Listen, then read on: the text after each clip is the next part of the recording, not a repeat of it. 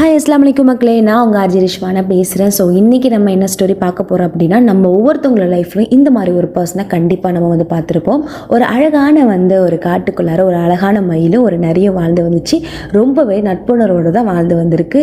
ரெண்டுமே ஒன்றுக்கு ஒன்று நட்பாக பழகி வந்திருக்கு. ஸோ அந்த மயிலுக்கு அந்த நரினா ரொம்ப பிடிக்கும். ஸோ நரி என்ன கேட்டாலுமே முடியாது இல்லைங்கிற வார்த்தையை அதை பயன்படுத்தாமல் அது கேட்டதை கொடுக்குற பழக்கம் இருக்குது.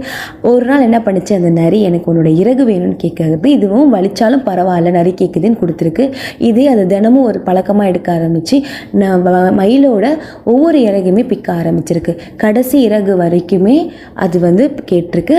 மயில் எங்கே நம்ம இல்லைன்னு சொல்லிட்டா நம்ம கூட இது நட்பாக இருக்காதுன்னு நினச்சிட்டு கடைசி இறகு வரைக்கும் அது பிச்சு கொடுத்துருக்கு.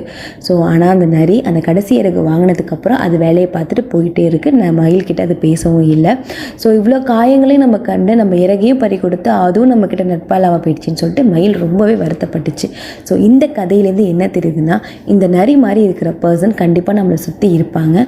அவங்களோட தேவை முடிஞ்ச உடனே ஆட்டோமேட்டிக்காக அவங்கவுங்க லைஃப்பை பார்க்க போயிடுவாங்க. ஸோ மயில் மாதிரி தங்கிட்ட இருக்கிறது எல்லாத்தையும் கொடுத்துட்டு ஐயோ நம்ம கொடுத்துட்டோமே அவங்களும் போயிட்டாங்களேன்னு ஃபீல் பண்ணுறதுக்கு பதிலாக ஸ்டார்டிங்கே நமக்கு என்னால் முடியாது, இது செய்ய முடியாது அப்படின்னு சொல்லி பழகுங்க. நீங்கள் நோ சொல்கிறத எப்போ நீங்கள் தைரியமாக சொல்கிறீங்களோ அன்னைக்கு தான் உங்களுக்கு நீங்கள் ஃபர்ஸ்ட் ப்ரையாரிட்டி கொடுக்குறீங்கன்னு அர்த்தம். இது செல்ஃபிஷ்ங்கிறது கிடையாது, நீங்கள் உங்களை ஃபஸ்ட்டு ப்ரையாரிட்டி பண்ணுறீங்கன்னு அர்த்தம். ஸோ செல்ஃப் லவ்வுக்கும் செல்ஃபிஷ்க்கும் நிறைய வித்தியாசம் இருக்குது.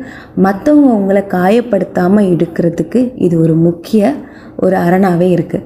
ஸோ உங்களுக்கு ரொம்ப பிடிச்சவங்க உங்ககிட்ட ஒரு விஷயம் கேட்குறாங்க அப்படின்னா அந்த விஷயம் உங்களை காயப்படுத்தும் அப்படின்னு உங்களுக்கு தோணுது அப்படின்னா அந்த விஷயத்துக்கு தாராளமாக நோ சொல்லி பழகுங்க.